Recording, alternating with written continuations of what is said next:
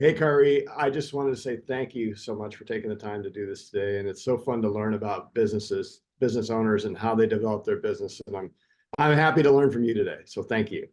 Yeah, well, thanks for having me. Awesome.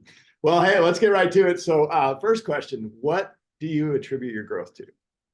Yeah, well, through the years, there's a lot of things that's kind of gotten us to where we are today, and I'll just name a couple that I think have really like helped us move down the path to get us to where we are.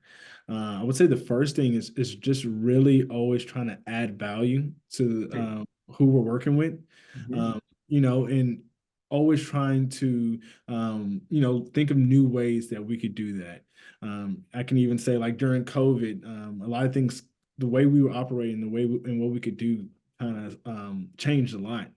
And Yeah, instead of saying, "Oh, well, we'll let this pandemic beat us," we thought of ways how we can add value even during those times to companies. And they still needed to send messages, or they still need to get their message out there, and they still needed our services, but in a different way. So really, just always thinking about how we can add value. And that's then, awesome. How did you adapt to that? What did you do? What did you put in place, or you had to be nimble and you had to be pretty creative pretty quickly, right?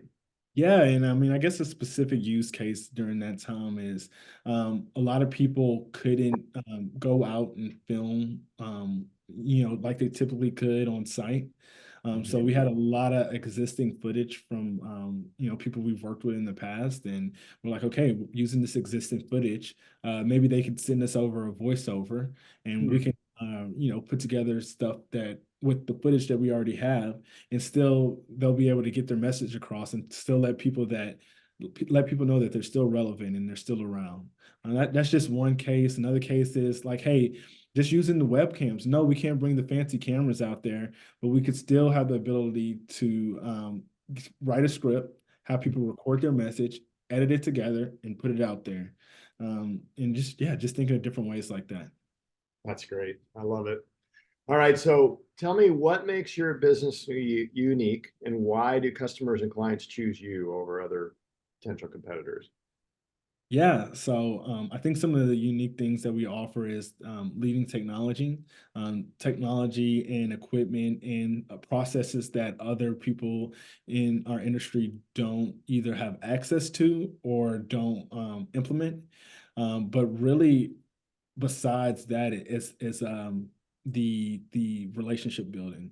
Hmm. We focus a lot on building a relationship. We don't, whenever we're going to work with companies, we don't think of it as we're going to work with companies. There's people within these companies that who we're actually working with, who we're actually talking to. So really trying to help them out and understand their needs to do their job better instead of oh, we just got this big deal with this big company. Hmm. Mm-hmm. Mm-hmm. So, Yeah, I like that. Um, yeah, if you fill other people's needs, it usually works out best for everybody, doesn't it? yep, exactly. And just having a good understanding what those needs are. Yeah, that's great. Okay, so if you had to start over in your business from square one, what would you have done differently? Yeah, so there's a lot of things that we've gotten wrong, of course, but I think the biggest thing is understanding. It's a mindset thing, and really understanding the value of retaining talent and top talent. Oh, Um, and we're in the creative space, and we're in the creative industry, so really the best creative talent that you have really makes a big difference. So if we're able to keep that talent, on board, bought in, and really again serve their needs because they have the people who work for you have needs as well. I think if had a better mindset around that, then we would be a lot farther along. yeah. So talent is your first number one priority is getting the best and brightest and keeping them. Yeah, and of course, starting off, it's the kind of the founders that are really doing a lot of that work. And yeah, we're executing, we're implementing processes, and then we start bringing on people. But those people are people, and Yeah. understanding that and making sure that they're happy, especially when you have someone that's very talented. I think that's we would having a better understanding of that at the beginning would take us a long way. Yeah, I love that, man. If you find the right people, you can figure out the slots to plug them into, but finding the right people and then keeping them and motivating them, that's gold. That's great. Mm-hmm. So that's sort of my next question was, what have your biggest learnings been as an employer? Are there any other learnings you would add to that? Other than really, well, first off, and I guess I can elaborate, Yeah, sometimes you just don't appreciate what you have until it's gone. So it isn't like we didn't value them as a person, yeah, yeah. but it's more so we didn't really understand the value of having that person, and the impact that having a great talent has in your company. And then really a lot of times they love structure. People love structure. People like structure and predictability and like to be involved in the conversation. They don't like to feel like they're left out, or there's uncertainty. Yep, So really communicating and being transparent is something huge. As a new business owner, you think that there's certain information that only you should know, and there is to an extent. sure. But there's also a lot of information that you should be sharing, because the more that they know, the more that they can help you out and get to the common goal that you all have. Yeah, I think you would agree with me that if people if people don't have a narrative, they write their own narrative, and it's Ab- usually not right. Absolutely. And it's usually a lot more grim than what the narrative actually is. Yes, definitely. They write a darker story than what actually the story really is. Correct. Yep, absolutely. So this sort of I'm going to keep down this line of questioning. So when you're looking for an employee, what qualities do you look for to really positive? Sorry, foster the right positive sort of work environment, or whatever other qualities you're looking for? Like, what do you look for in a hire? Yeah, so what I like to do is like lay out our goals, our values, our mindset around, I mean, just projects, life, and what we do. And a Mhm. lot of times when those values and that mindset lines up, even if they aren't up to the skill level that we need them at, if they're willing to learn and grow, because that is our value. We're big on learning, we're big on growing, and learning new ways to shift our mindset. And Mhm. if they align with that as well, then yeah, that's really what I look for. And we want to be the best. We want to be the best at what we do. So I don't want someone around that doesn't want to be the best. And Mm. if I'm able to communicate that while I'm bringing them on, and they're able to, say like, hey, yes, I want to be part of this team because I want to be the best too, then everything else usually falls in place.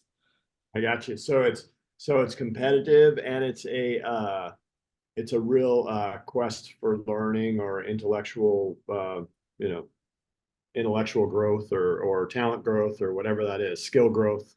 Would that be correct? Exactly. And that's for within our company. But I guess objectively, the point I'm trying to make is you got to lay out what your values are and what you think is Mm. important in your Yes, business. And if someone says like, yes, that is what's important for me, then it's usually a great fit. that's awesome. Okay, so how do you, as a business owner, this comes up a lot. How do you balance life and work, kids and family, and getting everything accomplished? I was going to ask you that because I still haven't figured that out. So, but I can definitely tell you. First off, I have not figured that out. So that is a great question, and that's a good conversation to have amongst other business owners and how they've done it. But I do know that, whether it's personal or in business life, there's things that need to be done.